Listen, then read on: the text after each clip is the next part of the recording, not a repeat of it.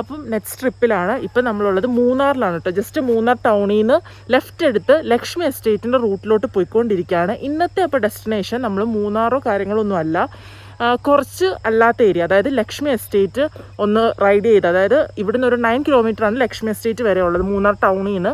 Like നമ്മൾ അടിമാലി ഭാഗത്തു നിന്ന് വരുമ്പോൾ മൂന്നാർ ടൗൺ എത്തുന്നതിൻ്റെ ജസ്റ്റ് മുന്നേ ലക്ഷ്മി എസ്റ്റേറ്റിലേക്ക് ഒരു ബോർഡ് കാണാം. അപ്പോൾ ആ റൂട്ടാണ് നമ്മൾ പിടിച്ചിരിക്കുന്നത്. ഇവിടെ അങ്ങനെ അധികം ടൂറിസ്റ്റ് ആൾക്കാരൊന്നും വരാത്ത ഒരു ഏരിയ ആണ്.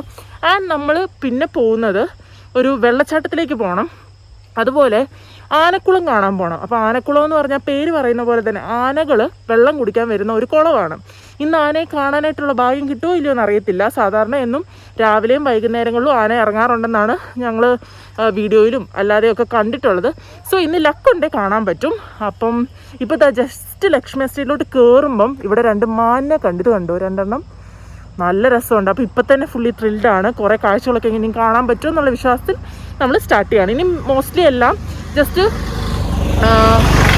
അതായത് നമ്മളിങ്ങനെ റൈഡ് ചെയ്ത് പോവുകയാണ്. അപ്പം നല്ല നല്ല സ്ഥലങ്ങൾ കാണുമ്പോൾ നിർത്തും. അപ്പം മോസ്റ്റ്ലി എല്ലാം ജസ്റ്റ് ഇങ്ങനെ ഞാൻ കാണിച്ച് അങ്ങ് പോവാം. പിന്നെ ആനക്കുളമൊക്കെ എത്തിയിട്ട് അല്ലെങ്കിൽ ആ വെള്ളച്ചാട്ടമൊക്കെ എത്തിയിട്ടുള്ള എന്താണ് കാണാനുള്ളത് അവിടെയൊക്കെ കാണിച്ചു തരാം. അപ്പം ലെറ്റ്സ് ഗോ. യെസ്,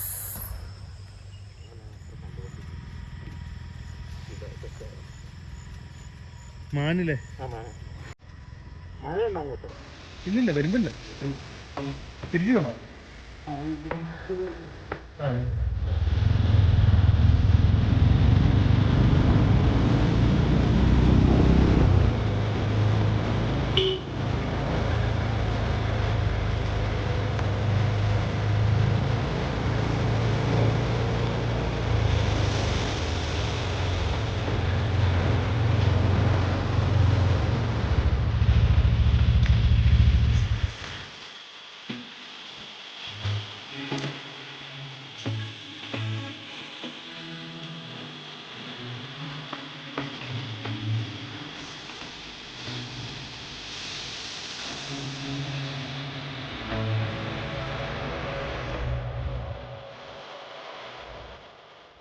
നിങ്ങൾക്ക് ഓർമ്മയുണ്ട്, ഞാൻ എറണാകുളത്തുള്ള മാമലകണ്ടത്ത് പോയപ്പോൾ എനിക്ക് ഏറ്റവും അവിടെ എക്സൈറ്റിങ് അല്ല ഒരു ഫാസിനേറ്റിംഗ് ആയിട്ട് തോന്നിയിട്ടുള്ളൊരു കാര്യം അവിടുത്തെ സ്കൂളായിരുന്നു.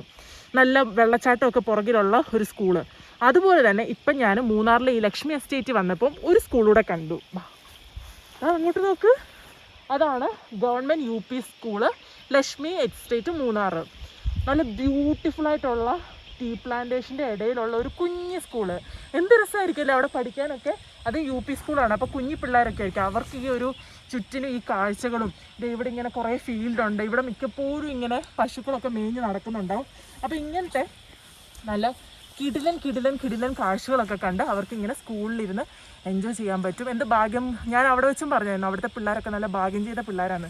ഇവിടുത്തെ പിള്ളേരും അങ്ങനെ ഒരുപാട് സ്കൂളുകൾ കാണും പല ഏരിയകളിലായിട്ട്, കേരളത്തിൽ അങ്ങിങ്ങായിട്ട് കാണും. ഇപ്പോൾ രണ്ടാമത്തെ ഒരു കിടിലൻ സ്കൂളൂടെ ഞാൻ കണ്ടിരിക്കുകയാണ്. മൂന്നാർ ലക്ഷ്മി എസ്റ്റേറ്റിൻ്റെ ഉള്ളിലുള്ള ഒരു ഗവൺമെൻറ് UP സ്കൂള്. അടിപൊളി.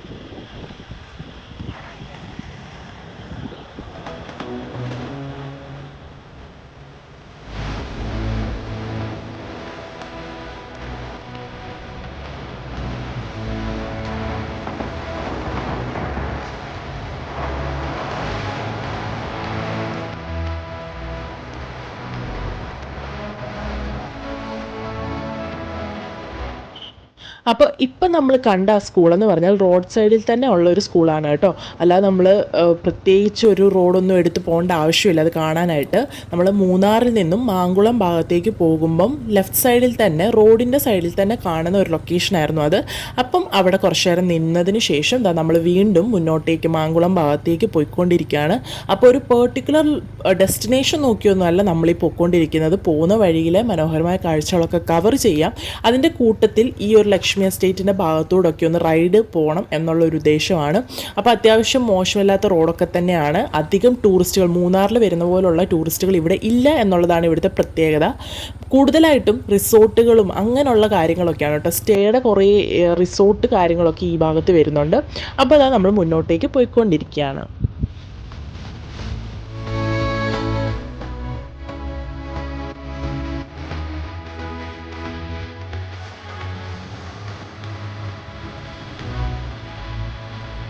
യെസ്, അപ്പോൾ നമ്മൾ ലക്ഷ്മി എസ്റ്റേറ്റ് ഒക്കെ കഴിഞ്ഞു. വിരിപ്പാറ വെള്ളച്ചാട്ടം എന്ന് പറഞ്ഞൊരു വെള്ളച്ചാട്ടം ഉണ്ട് കേട്ടോ. അത് പക്ഷേ ഇച്ചിരി ക്രൗഡഡ് ആണ്. ഐ മീൻ എൻട്രി പാസ് ഒക്കെ ഉണ്ട്, കയറുന്ന ഒരു ടൈപ്പ് ഓഫ് വെള്ളച്ചാട്ടമാണ്.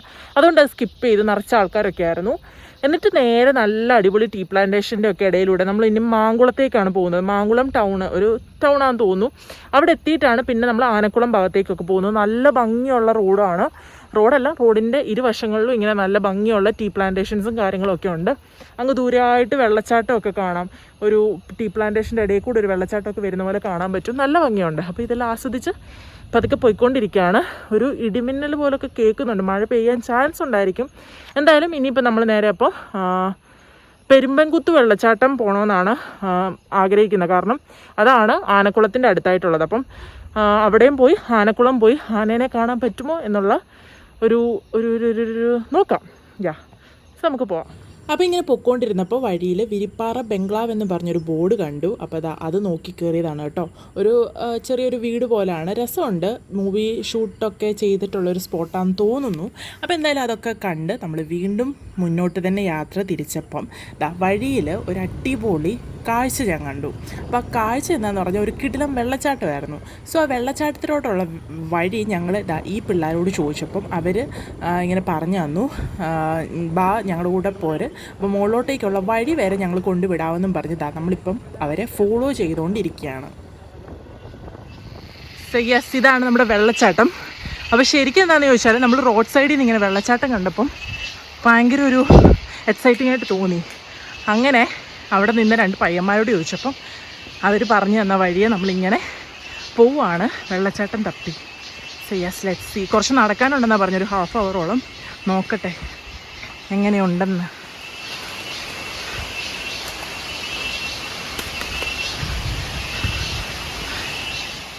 അങ്ങനെ വെള്ളച്ചാട്ടം ലക്ഷ്യമാക്കി നടന്നുകൊണ്ടിരുന്നപ്പോഴത്തേനും ലാസ്റ്റ് ഒരു വീട് കണ്ടു. ആ വീട്ടിലെ ചേച്ചിയോട് ചോദിച്ചപ്പോഴത്തേനും ചേച്ചി പറഞ്ഞു, ഇങ്ങനെ ഇപ്പം അധികം അങ്ങനെ ആരും പോകാറില്ല, അപ്പോൾ ഇപ്പം നിങ്ങൾക്ക് വഴി അറിയാത്തതുകൊണ്ട് പോകാൻ ബുദ്ധിമുട്ടായിരിക്കുമൊക്കെ എന്നുള്ള രീതിയിൽ ഇങ്ങനെ പറഞ്ഞു. എന്നാലും എനിക്ക് ഭയങ്കര ആഗ്രഹമായിരുന്നു കേട്ടോ അവിടം വരെ പോകണമെന്ന്. അങ്ങനെ ആ ആഗ്രഹമൊക്കെ കണ്ടപ്പം ചേച്ചിയുടെ മോനെ വിളിച്ചു. അവനാണ് ഈ കാണുന്ന അമൽ. അപ്പം മോനോട് ഇങ്ങനെ പറഞ്ഞ് വെറുതെ അവിടെ കാണാൻ വന്നാന്നൊക്കെ പറഞ്ഞപ്പോഴത്തേന് അമലും ഞങ്ങളുടെ കൂടെ വരാമെന്നും പറഞ്ഞിട്ട് ഇറങ്ങി. അപ്പോൾ അമൽ ഞങ്ങളെ വെള്ളച്ചാട്ടത്തിലേക്കുള്ള വഴി കാണിച്ചുകൊണ്ട് ഇങ്ങനെ പോവാണ്.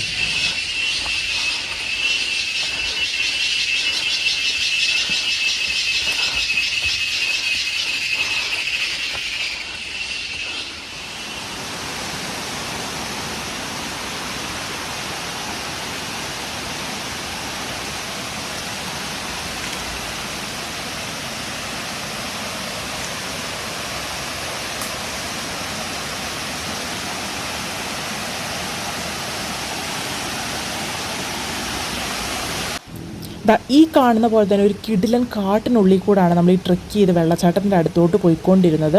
ഏകദേശം ഒരു 15-20 മിനിറ്റോളം നടക്കാനുണ്ടായിരുന്നു കേട്ടോ. നമ്മൾ അത്യാവശ്യം നല്ല സ്പീഡിലാണ് നടന്നുകൊണ്ടിരുന്നത്. എന്നിട്ട് പോലും ഒരു 15-20 മിനിറ്റ് ഉണ്ടായിരുന്നു. അപ്പോൾ അത്യാവശ്യം നല്ല ട്രെക്കിംഗ് ഉണ്ടായിരുന്നു. അതുപോലെ തന്നെ എപ്പോഴും ആൾക്കാർ ഇങ്ങനെ വരാത്ത ഒരു ഏരിയ ആയതുകൊണ്ട് തന്നെ അതിൻ്റേതായ ബുദ്ധിമുട്ടുകളുണ്ടായിരുന്നു ഈ നടക്കുന്ന സമയത്തും. അത്യാവശ്യം നല്ല വഴുക്കലും വീഴാനുള്ള ചാൻസസ് ഒക്കെ ഹൈ ആയിരുന്നു. പക്ഷേ ഭയങ്കര ഒരു എക്സ്പീരിയൻസ് ആയിരുന്നു. ഈ കാടിൻ്റെ സൗണ്ട് ഫുള്ള് ഇങ്ങനെ കേൾക്കായിരുന്നു. അതുപോലെ ഈ കാട്ടരുവികൾ പോകുന്നതിൻ്റെ അതിൻ്റെ ഒച്ചയും ഒക്കെ കേട്ട് നല്ല കിടിലൻ ഒരു അൺഎക്സ്പെക്റ്റഡ് അഡ്വഞ്ചറസ് ട്രെക്കിംഗ് ആയിരുന്നു അവിടുന്ന് കിട്ടിയത്. പക്ഷേ നിറച്ചട്ടകളായിരുന്നു കേട്ടോ. നമുക്ക് ആകെപ്പാടെ കയ്യിൽ ഭാഗ്യത്തിനൊരു സാനിറ്റൈസർ സ്പ്രേ ഉണ്ടായിരുന്നു. അപ്പോൾ അത് വെച്ചിട്ടാണ് ഫുള്ളി നമ്മൾ ഈ അട്ടകളെയൊക്കെ പ്രതിരോധിച്ചുകൊണ്ടിരുന്നത്. അപ്പോൾ അത് മാത്രമായിരുന്നു ഒരു ചെറിയ സീൻ ഉണ്ടായിരുന്നത്. എങ്കിൽ പോലും നമ്മൾ ഫുള്ളി എൻജോയ് ചെയ്തിട്ടാണ് ഈ പോയിക്കൊണ്ടിരുന്നത്.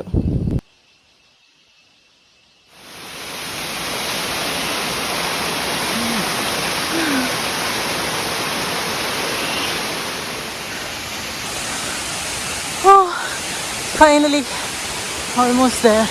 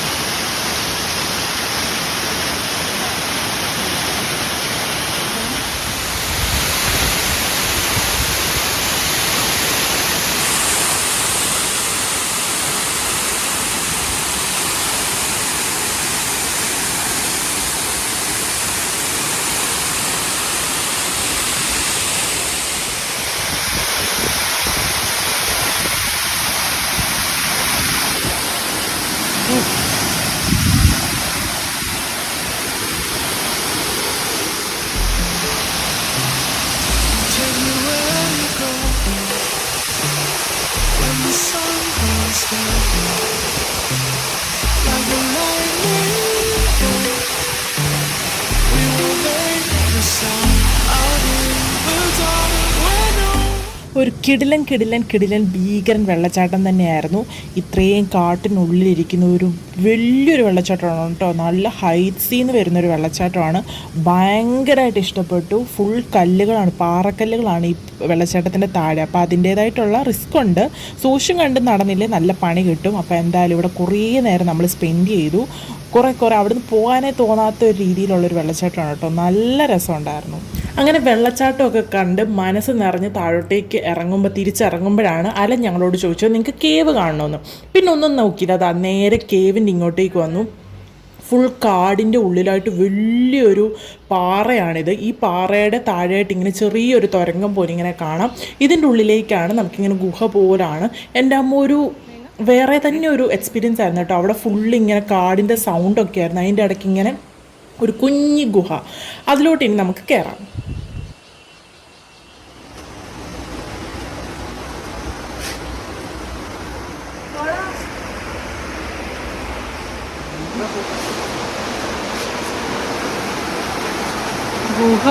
നേരെ ഗുഹയിലോട്ട് കയറിയപ്പം ശരിക്കും കറണ്ട് പോയ പോലെ ആയിരുന്നു കേട്ടോ. ഫുൾ ഇരുട്ടായിരുന്നു. എൻ്റെ അമ്മ ഫുൾ വെള്ളമായിരുന്നു ഉള്ളി, കാരണം നല്ല മഴക്കാലമല്ലേ. അതിൻ്റെ ഫുൾ താഴെ വെള്ളം ഉണ്ടായിരുന്നു. അതിനകത്ത് എന്തെങ്കിലും ജീവി ഉണ്ടോ എന്നൊക്കെ പേടിയായിരുന്നു. പക്ഷേ അലനുള്ളതുകൊണ്ട് നമുക്ക് ധൈര്യം ഉണ്ടായിരുന്നു. പിന്നെ ഫ്ലാഷ് ലൈറ്റൊക്കെ അടിച്ച് ഉള്ളിൽ കയറിയോണ്ട് കണ്ടോ, ഇവിടെ ഫുൾ ഇപ്പോൾ വവ്വാലുകളുടെ വീടാണിത്. ഞാനിങ്ങനെ നമ്മൾ ഈ കുഞ്ഞി ഗുഹ ആയിരിക്കും എന്നുകൊണ്ട് ഉള്ളിൽ കയറിയപ്പം എനിക്ക് എഴുന്നേറ്റ് നിൽക്കാൻ പറ്റുന്ന അത്രയും ഹൈറ്റാണ് ഈ ഉള്ളിൽ ഉള്ളത്. അപ്പോൾ ഒന്ന് ആലോചിച്ച് നോക്കാമല്ലോ, അത്ര വലിയൊരു ഗുഹയാണ്. ഗുഹ കണ്ടതിൻ്റെ ഞെട്ടൽ മാറുന്നതിന് മുന്നേ അത് അലൻ ഞങ്ങളെ വേറൊരു പാറയുടെ മുകളിലോട്ട് കൊണ്ടുവന്നു. ഇത് ശരിക്കും പറഞ്ഞാൽ നമ്മുടെ ഗുഹയൊക്കെ ഇരുന്നത് വലിയൊരു പാറയുടെ താഴെയായിട്ടായിരുന്നല്ലോ ആ ഗുഹ. അതുപോലെ വേറെ പാറകളും ഈ പറമ്പിലുണ്ട്. അപ്പം അങ്ങനെ ഒരു പാറയുടെ മുകളിലാണ് ഇപ്പം നിൽക്കുന്നത് കേട്ടോ. ഇതിൻ്റെ മുകളിൽ നോക്കിയാൽ നമ്മൾ ആ ഇറങ്ങി വന്ന വെള്ളച്ചാട്ടം കാണാൻ പറ്റും. ചുറ്റിനും ഇങ്ങനെ കൊടും കാട് പോലാണ്. ശരിക്കും ഇവിടെ പുലിയൊക്കെ ഇറങ്ങാറുണ്ടെന്നാണ് നാട്ടുകാരും അതുപോലെ അലനും എല്ലാം പറഞ്ഞത്. ശരിക്കും അത്ര ഡെൻസ് ആയിട്ടുള്ള ഫോറസ്റ്റ് ആട്ടോ. അങ്ങനെ ആൾക്കാരൊന്നും അധികം കയറാത്തൊരു ഫോറസ്റ്റാണ്. ശരിക്കും ഇത് പ്രൈവറ്റ് പ്രോപ്പർട്ടിക്കുള്ളിലാണ്. അലനൊക്കെ ഉള്ളത് കൊണ്ടാണ് ഇങ്ങനെ കയറാൻ പറ്റിയത്. അതിനുള്ളൊരു ഭാഗ്യം കിട്ടിയത് ശരിക്കും.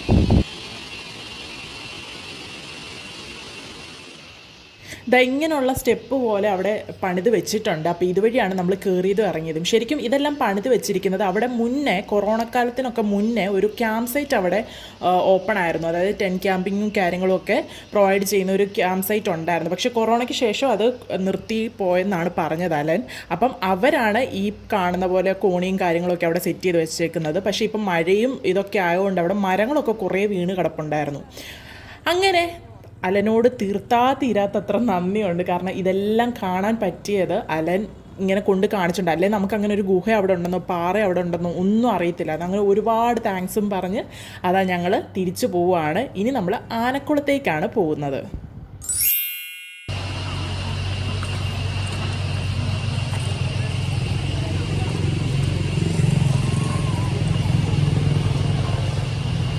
അപ്പോൾ ഈ കാണുന്ന ആനക്കുളം എന്ന് പറയുന്നത് കാട്ടാനകൾ കൂട്ടത്തോടെ വന്ന് വെള്ളം കുടിക്കുന്ന ഒരു ഏരിയയാണ് ഈ കാണുന്ന ഒരു ആനക്കുളം. അതുകൊണ്ടാണ് ഇതിന് ആനക്കുളം എന്ന പേര് കിട്ടിയത്.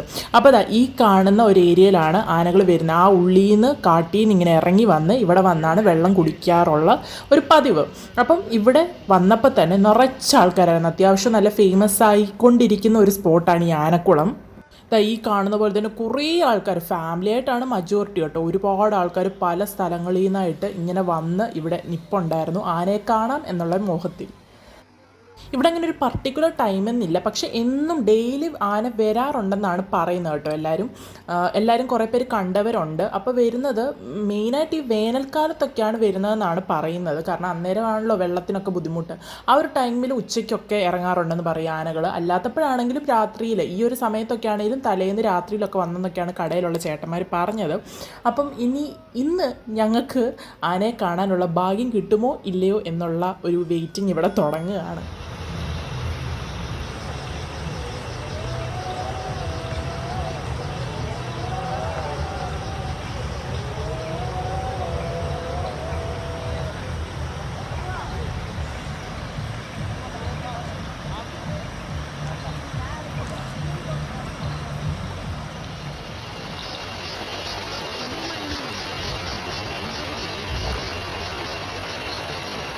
അങ്ങനെ ആനയെ കാണുക എന്ന ആഗ്രഹത്തിലൊക്കെ നിന്ന എനിക്ക് നല്ലൊരു പണി ചെറുതായിട്ട് കിട്ടിയതാ. ആ കാലുകൾ കണ്ടാൽ അറിയാം, നല്ല കട്ട ബ്ലഡാണ് ആ പാൻറ്റിൽ ഇങ്ങനെ ഇരിക്കുന്നത്.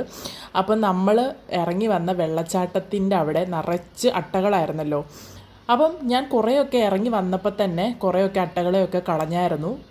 ഇരുന്നതെല്ലാം ചെക്ക് ചെയ്തു, ഷൂ ഒക്കെ ഊരി ചെക്ക് ചെയ്തെങ്കിലും ഒരു അട്ട മാത്രം എല്ലാവരെയും പറ്റിച്ച് അവിടെ ഇരിക്കുകയായിരുന്നു. ഞാൻ ഇവിടെ വന്നിങ്ങനെ ബ്ലഡ് ഇങ്ങനെ അത്രയും കട്ടയായിട്ട് കണ്ടപ്പോഴാണ് ഓക്കെ എന്തോ അതിനകത്ത് ഇരിപ്പുണ്ടെന്നുള്ള മനസ്സിലായത്. ഒരുപാട് നേരം അതവിടെ ഇരുന്നു. എനിക്ക് തോന്നുന്നു ഓൾമോസ്റ്റ് ഒരു 1/2 അവറോളം അതവിടെ ഇരുന്ന് എൻ്റെ പറ്റാവുന്നത്ര ബ്ലഡ് എല്ലാം അത് ഊറ്റി കുടിച്ചിട്ടുണ്ട്. യെസ്, വന്നപ്പോൾ നിറച്ച ആളായിരുന്നു കേട്ടോ. ഇപ്പോൾ അത് അത്യാവശ്യം ആൾക്കാരൊക്കെ കുറഞ്ഞു.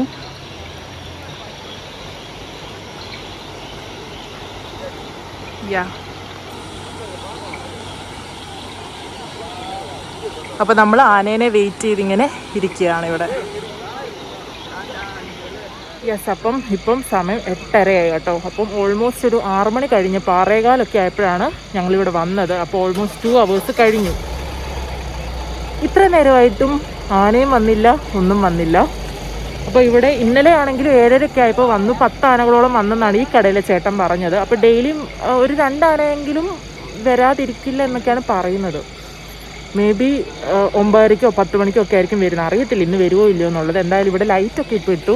ഇതാണ് അവസ്ഥ, ഉണ്ടോ? അതുവഴിയാണ് ആന വരേണ്ടത്. ഇങ്ങനെ ഞങ്ങൾ കുറച്ച് പേരുണ്ട്. വന്നപ്പോൾ കുറേ ആൾക്കാരുണ്ടായിരുന്നു, ഇപ്പോൾ കുറച്ച് പേരുണ്ട്. എല്ലാവരും ഇങ്ങനെ വെയിറ്റ് ചെയ്ത് നിൽക്കുവാണ്. ഞാൻ ശരിക്കും പറഞ്ഞാൽ കുറേ ആനകൾ ഇറങ്ങുന്ന ലൊക്കേഷനിൽ കൂടി ഇപ്പം എന്താ പറയുക, ആനയെ കാണാമായിരിക്കും എന്നുള്ള പ്രതീക്ഷയിൽ കുറേ സ്ഥലങ്ങളിലൂടെ പോയിട്ടുണ്ടെങ്കിൽ, ഓൾമോസ്റ്റ് കുറേ സ്ഥലങ്ങളിലൂടെ പോയിട്ടുണ്ടെങ്കിൽ ഇതുവരെയായിട്ടും ആനയെ എനിക്ക് കാണാനായിട്ട്, അതായത് റോഡിൽ കൂടെ നടക്കുന്ന അല്ലെ കാട്ടിൽ നിൽക്കുന്ന ആനേനെ എനിക്ക് കാണാനായിട്ടുള്ള ഭാഗ്യം ഉണ്ടായിട്ടില്ല. എനിക്ക് ആ ഒരു ടൈം ആയിട്ടില്ലെന്ന് തോന്നുന്നു. ബട്ട് സ്റ്റിൽ ഞാൻ തളരത്തില്ല. എന്നെങ്കിലും ആനേനെ കാണണമെന്ന് ഭയങ്കര ആഗ്രഹമുണ്ട്. ഇങ്ങനെയൊക്കെ കാട്ടിൽ കൂടെ ഒക്കെ ഇറങ്ങി വരുന്നു, അല്ലെങ്കിൽ അങ്ങനെയൊക്കെ ഒരു ഇതുണ്ട്, കൗതുകം ആണല്ലോ, അപകടവുമാണ് at the same time. But still ഭയങ്കര ആഗ്രഹമുണ്ട്. അപ്പോൾ എന്തായാലും ഇപ്രാവശ്യം ആനക്കുളത്ത് നിന്ന് ആ ഭാഗ്യം കിട്ടുമെന്ന് എനിക്ക് തോന്നുന്നില്ല. അപ്പോൾ എന്തായാലും കുറച്ച് നേരം കൂടെ വെയിറ്റ് ചെയ്യും. ലക്കൊന്നും ഇല്ല എന്നുണ്ടെങ്കിൽ തിരിച്ചു പോകാനാണ് പ്ലാൻ. കാരണം ഇനിയിപ്പോൾ നമുക്ക് തിരിച്ചു പോകണമല്ലോ. സോ യെസ്, അങ്ങനെയാണ് ഇന്നത്തെ അവസ്ഥ. അങ്ങനെ ഞാൻ മനസ്സിൽ വിചാരിച്ച പോലെ തന്നെ അന്ന് ആനേനെ കാണാനുള്ള ഭാഗ്യം എനിക്കുണ്ടായില്ല. കുറേ നേരം വെയിറ്റ് ചെയ്തു, മാക്സിമം പറ്റാവുന്നത്ര വെയിറ്റ് ചെയ്തു. പിന്നെ ആലോചിച്ചതാണ് അന്ന് ഫുൾ അവിടെ ഇരുന്നാലോ, വെളുപ്പിനെ വരെ ഇരുന്നാലോ, മേ ബി അങ്ങനെയാണെങ്കിൽ കാണാൻ പറ്റിയേനെ. പക്ഷേ പിറ്റേന്ന് രാവിലെ പല കാര്യങ്ങളുള്ളത് കൊണ്ടും ജോലിക്കൊക്കെ പോകേണ്ടത് കൊണ്ടും അത്രയും നേരം നിൽക്കാനായിട്ട് പിന്നെ തോന്നിയില്ല. കാരണം മഴയും എല്ലാം ഉണ്ടായിരുന്നു. പിന്നെ കാലൊന്നാമത് അട്ട കുടിച്ച് ബ്ലഡെല്ലാം വറ്റിയിരുന്ന് ആകെ അവശതയായിരുന്നു ഏകദേശം. അങ്ങനെ വേറൊരു ദിവസം ഉറപ്പായിട്ടും ആനയെ ഇനി ഒരു ദിവസമല്ല 2 ദിവസം നിന്നിട്ടാണെങ്കിലും കണ്ടിട്ടേ പോകൂ എന്നുള്ള രീതിയിൽ ഇനി വീണ്ടും തിരിച്ചു വരും എന്നുള്ളൊരു ഉറപ്പോടെയാണ് ഞങ്ങൾ ആനക്കുളം വിടുന്നത്. അപ്പോൾ എന്തായാലും പുതിയൊരു സ്ഥലവും പുതിയ കുറേ കാഴ്ചകളായിട്ട് നമുക്ക് വീണ്ടും കാണാം. അതുവരേക്കും